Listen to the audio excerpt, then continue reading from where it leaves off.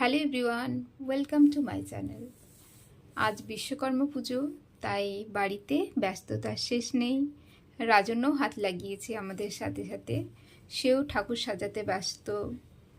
আর এদিকে পুজোতে আঁখ লাগবে বলে বাড়িতেই আমাদের বাগানেই এই বছর দুখানা আঁখ হয়েছে, তারই মধ্যে একটা দাদা কেটে দিল পুজোতে লাগবে বলে।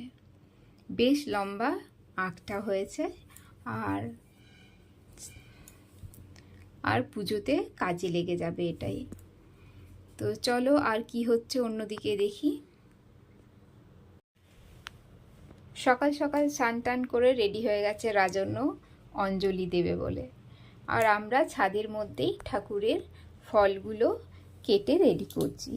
অনেকটা খোলামেলা জায়গা রয়েছে, ছড়িয়ে ছিটিয়ে কাটা যাবে, তাই এখানেই কেটে নিচ্ছি। আর এই বাতাবি দুটো দেখো কত বড় হয়েছে, আমাদের পাশের বাড়ির কাকিমা দিয়েছে। আর এইদিকে রান্নার জোগাড়ে দাদা মুগ ডাল ভেজে নিচ্ছে। আজকের মেনু হচ্ছে খিচুড়ি, পাঁচমিশালি তরকারি আর চাটনি।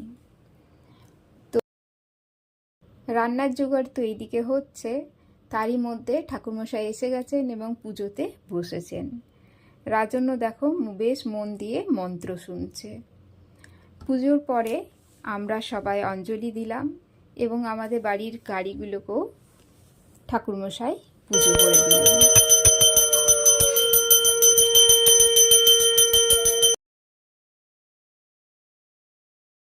এগুলোর জন্য তো মালা নিয়ে এসছি, কিন্তু আমার গাড়িটার জন্য মালা আনতেই ভুলে গেছে।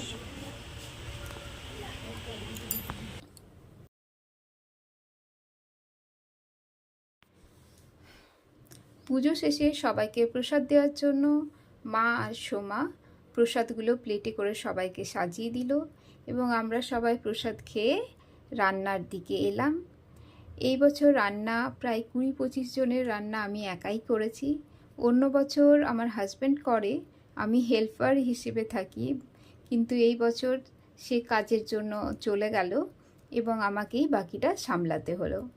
এতজনের রান্না একা করতে একটু তো ভয় লাগছিল, কেমন হবে, টেস্ট কি হবে, কিন্তু সবাই খেয়ে বেশ নাম করেছে। রান্নার এখানেই ভালো লাগে যখন কেউ বলে হ্যাঁ ভালো হয়েছে, তাই কোনো কষ্টটা কি কষ্ট মনে হয় না।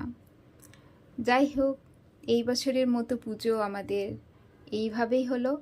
ভিডিওটা কেমন লাগলো তোমাদের জানিও, ভালো লাগলে লাইক করো।